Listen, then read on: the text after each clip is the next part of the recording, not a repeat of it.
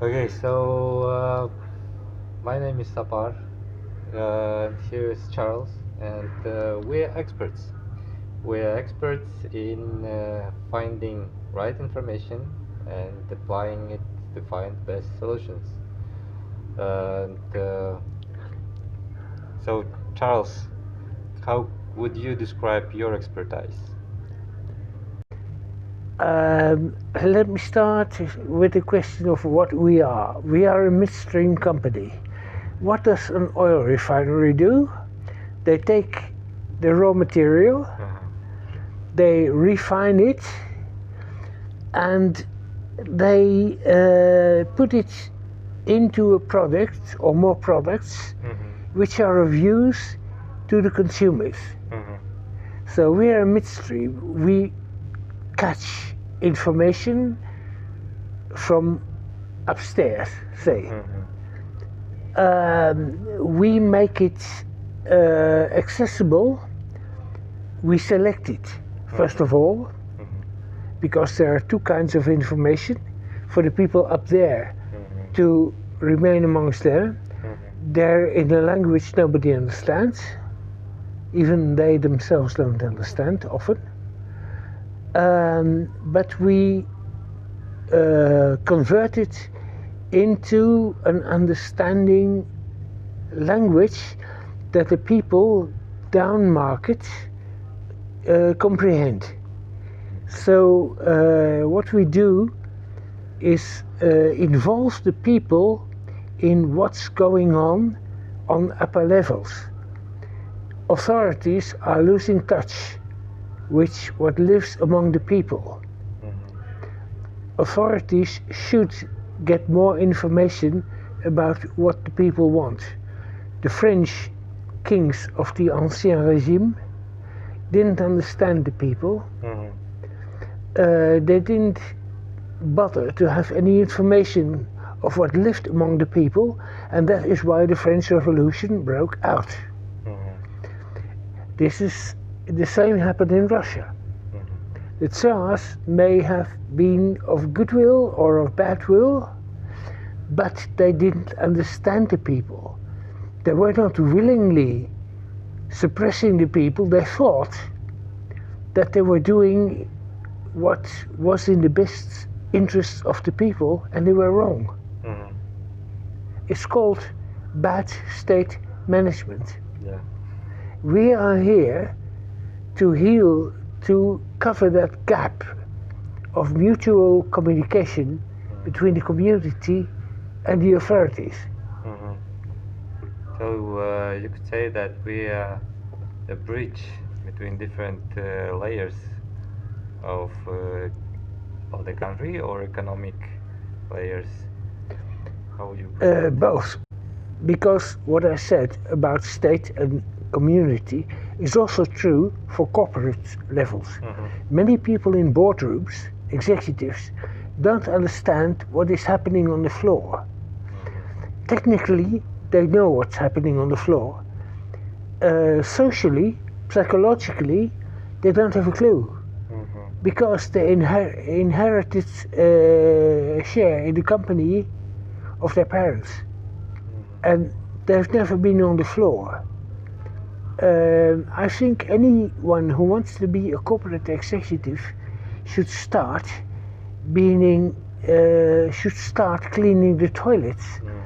Go up through the company from there. So once he's sitting in that leather chair, he knows what's going on down there. You see what I mean? Yeah. Very true. Could you come up with some recent examples how corporate world or international business world made some misinterpretation of what people need and what they think of people need? Well, people basically are broad-minded. They want to know. Some want to travel, some want to know behind a laptop. People want to know. They want to know history. They want to know the social issues. They want to know the psychological questions which are living among the people on all levels. If you're an executive, you have learned wrongly to select. There are things you want to know, there are things you don't want to know. And the things you don't want to know are basically the things you have to know, but you don't want to know. So, if there is a common consensus between the bottom lines of society and the self-imposed upper layers of society, you have the basis for a conflict. That's what happens when major strikes break out. That's what happened when the Chinese Revolution in 1948 broke out. There was no coercion between the government, which was imperial, considered holy, religious, the emerging industrial class, and millions and millions, hundreds of millions of people who are simply starving. That they are starving is one problem. They want to know why they are starving.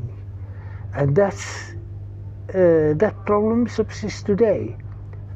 Nobody is starving, but the poor and rich gap and the frictions at the middle level, they are still subsisting. And that's what, philosophically speaking, we are there to do. So, but mostly our subscribers are top management of some organizations, and mostly they're not that corporate but international. And in marketing there is such a term that, and this concept that business, a product, should solve customers' pain. So how would you describe what is the main pain we kill with our product? First of all, many executives should and do not know their market. If you have, say, a plastic factory here in Kyrgyzstan, and the market is too small for your capacity, you need to examine the need for your product, not here, but around the world. To begin with, in the Eurasian Economic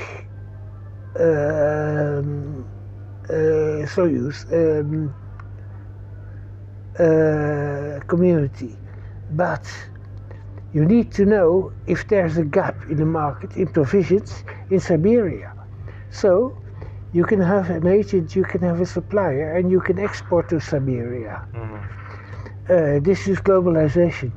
You need to know where your market is, and your market is no longer next door, it's around the world.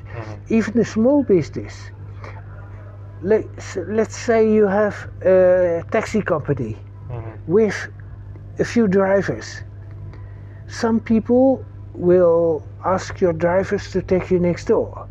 Some people will ask you to take you to Tashkent or to Almaty. There is a development of long distance taxi services here. You have to know what the conditions are in order to spread your business around the region and ultimately around the world. We are dedicating a lot of our space on our new service of developing markets in the region and beyond. This is what you need to know. If you have to study it yourself, you need to hire staff, knowledgeable staff, meaning expensive staff, to study it. If every company has to hire staff, which is hard to get in this part of the world, with the knowledge of a broader market, a broader offer, broader competition in the area and beyond, if every company, big or small, has to hire staff for that, it will cost you a fortune, plus the fact every company will be reinventing the wheel. We are already inventing the wheel for them. It is 90% cheaper for the company to hire us to deliver the expertise, and we can do it tailor-made. I give you an example of the oil companies. The Royal Dutch Shell has many interests, but they have a contracting branch, sometimes with Exxon or Chevron. They're in competition for contracts. Sometimes they work as a contractor for their competitor, and vice versa. So it's a complex strategy. The news we give on our news line is making you comprehend what is the delicate balance between competition and cooperation. We're not giving you a tailor-made solution to it, because if you don't think about the solution yourself, you will not understand where the solution lies. So you get the information, and if you're good executives, you stole the information and you make the decision together with your colleagues on the board. And I think we're a link in the chain between the basic information and the information package a boardroom needs to make its strategic decisions in this respect and in other respects in the right way with good results. So we live in the age of information overload because of internet, because of television, all the social networks and stuff like that. So why should an executive pay for another source of information? What's the core value? It's not only because what we give them, it's because what we don't give them.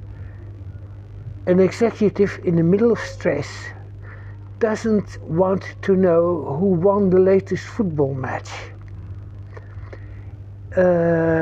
We study newsreels time and again. I've got over 100 newsreels from which I have to select information. Most of it is rubbish. It's not. The football match is not rubbish for somebody who is investing in the football club, because he has to know that.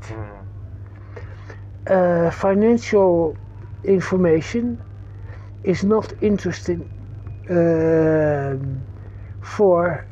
financial information is needed by anyone, but bankers need special information. Everybody, let's take the transport business. If you run a transport company, what do you want to know?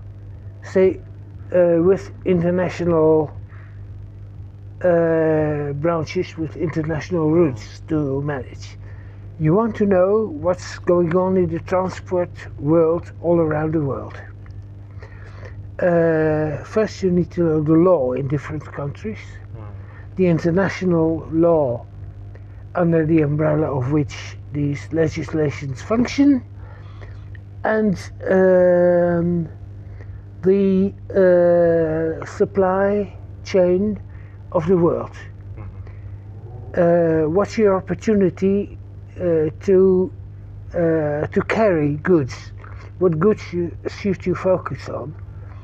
What are the restrictions of transportation?